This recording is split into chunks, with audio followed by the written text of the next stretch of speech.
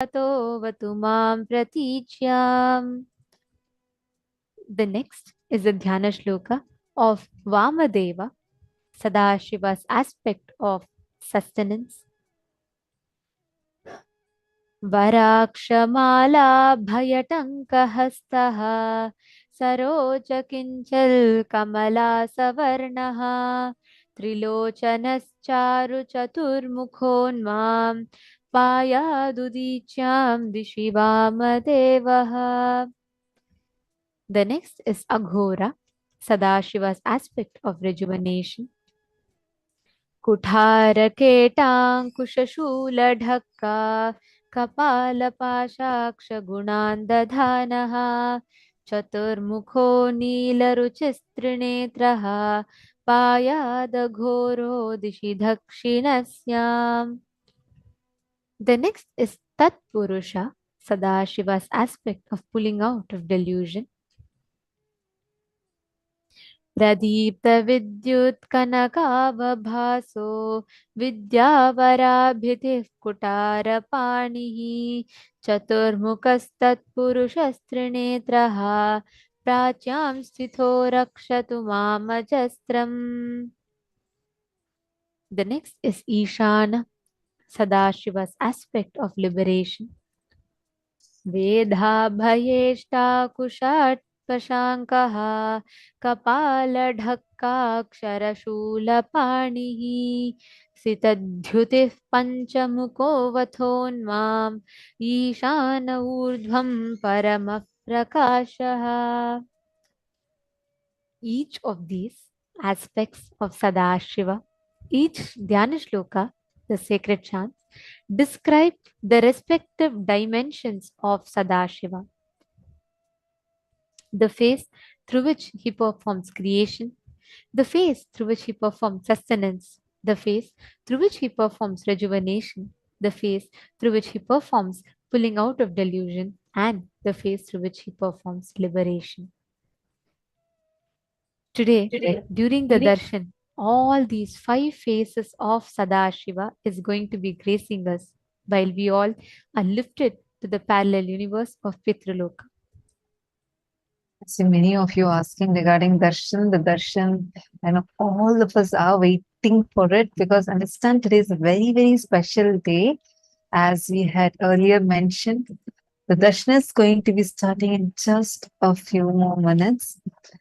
As we mentioned today, we are going to be a part of the grand celebration of the pre-rituals, the pre-inauguration, the rituals of pre-inauguration of Kailasa's Sri Nityananda Janma Bhumi, the very place that has witnessed the grand leelas of the avatar since his very advent on this planet Earth.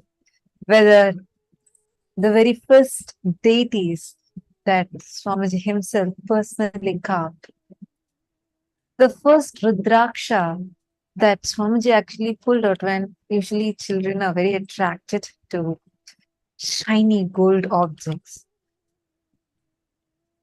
Like how in the Dalai Lama we have this tradition of identifying the next Lama by bringing a few of the items that were used by the previous Lamas, the child identifies. Similar way, in Sanatana Hindu Dharma too, we have such processes. This is exactly what was done by some of the great masters and Swamiji's grandmother. When Swamiji was a small baby, Swamiji's grandmother, in this very place, she had actually opened up all the gold jewels, box full, a trunk full of shiny, sparkly jewels. But different from what any other normal baby would do, Swamiji went, put his hand into that trunk, moved away all the gold jewels, and pulled out a Rudraksha mala, which we still have to this day. Till before the Nityananda Janmabhoomi, Sri Nityananda Janmabhoomi became part of Kailasa. We all were just having the Rudraksha that Swamiji had pulled out, and that is that small baby. Now, the very place where this Leela happened is officially, legally, Kailasa's Sri Nityananda Janmabhoomi. Actually, when Vyasa Mahamuni, when he writes the Bhagavatam, right, he's about to sit and start. The very first thing he tells as he meditates. So, Bhagavatam is a very beautiful scripture which describes the Leelas of Bhagavan Sri Krishna. So, he very beautifully sings. He says, Tava kathamritam tapta jeevanam kavibiriditam kalmashapaham shravanamangalam srimadhadatam bhuvigrananti te bhurite jana. He tells, your story is so sweet. Kathamritam. He tells like the nectarines, leelas that you have done. Just listening to that, all the beings in this whole existence will flower into enlightenment. Bhuvigrinanti te bhurite jana. He tells that is the best tapas to do. Just by doing the Leela Dhyana means just by remembering your glorious pastimes, just by reminiscing the beautiful Leelas that you have played. Oh Prabhu, that is the best tapas one can do. Every time I listen to that verse, I just feel like all of us are blessed with that experience. For us, it is not just merely doing the Leela Dhyana, we are witnessing the Leelas every unfolding day. Just like how for all the Vaishnavites around the world, the kshetras such as Sri Krishna Janma Bhumi, where people all go and do the Vrajamandala Parikrama, where from the place where he used to take bath, where he used to run around and play with the gopikas, everything is cherished.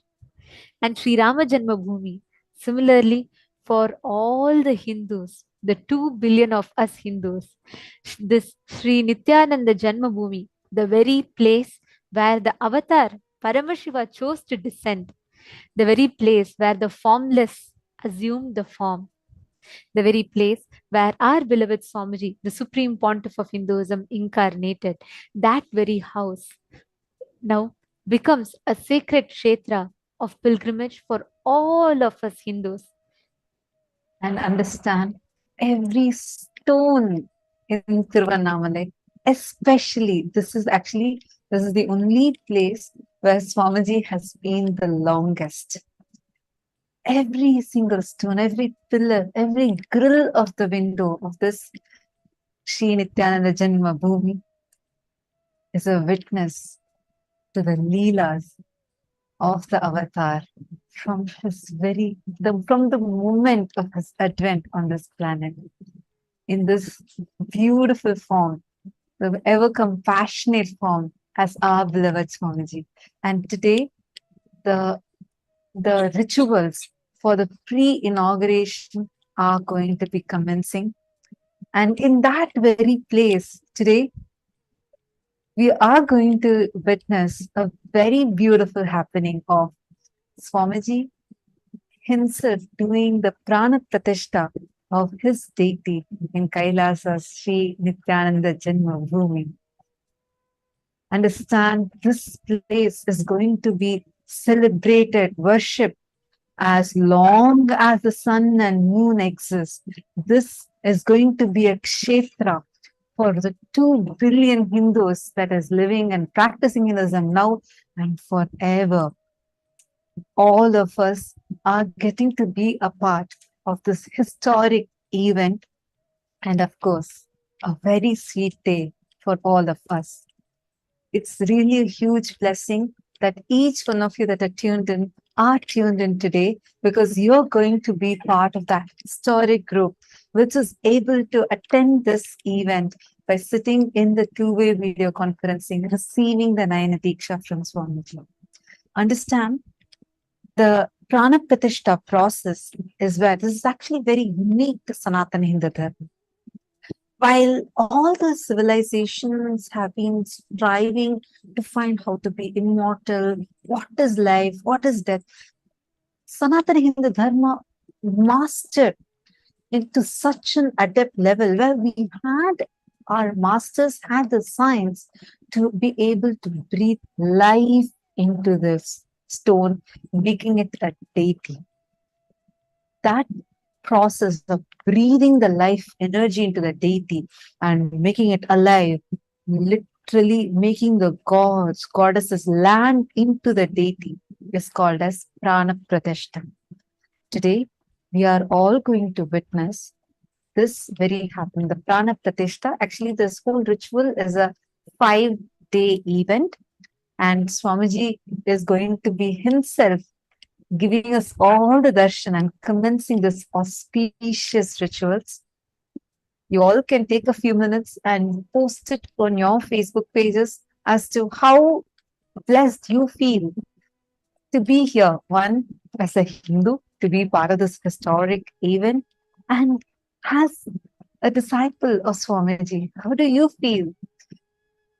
How blessed do you feel this boon to be here to witness this and be part of this sweet journey of Kailasa's Shri Nityananda Janma Bhumi, which is going to be inaugurated very, very, very soon. And every pillar, every wall in that house is a witness to how the avatar descended, how Swamiji used to crawl around in that same house. He used to do all his leelas, whether carving deities, feeding his Ganesha, or whether waking up. Actually, we still have the exact room from which Swamiji used to have the darshan of Arunachala every single morning. The one spot of that house from which the window from where Swamiji could see Arunachala every single morning. And from his young age, actually, everyone in Tiruvannamalai, every stone, every grass, every plant, every being in Tiruvannamalai reminisces the joy of having witnessed an avatar. If even today, if you go and if you ask the people in Tiruvannamalai, right, they all will proudly say, wherever Swamiji is, he's from our city. He's our, he's from this Tiruvannamalai. He belongs to us. They have a unique right over Swamiji. They celebrate that unique sense of, feeling of belongingness with Swamiji. Actually, if you go to Tiruvannamalai, when Swamiji is in Tiruvannamalai, when Swamiji goes and gives the darshan to all the people, the common mass of Tiruvannamalai, they will actually push us all away and they'll say, Swamiji belongs to us. All of you are only coming later. Swamiji is ours. He happened here in Tiruvannamalai, and every single person will have some story in relation with Swamiji. Whether I was this teacher of Swamiji in this particular class, or I was this person who saw Swamiji at this age, every single person there will have their own right over Swamiji, even if when Swamiji goes to any place, when the sannyasis are there around Swamiji, usually in all other places, yes, people will have a rush to come and take blessings from Swamiji. But in Tiruvannamalai, it's even more unique. People are so possessive. They own Swamiji, literally. The whole Tiruvannamalai owns Swamiji. So they'll actually push us all away and they'll be like, Swamiji is ours. And you'll see, and Swamiji, when Swamiji goes to Tiruvannamalai, literally you will feel like you are witnessing Swamiji in his childhood, like literally like that.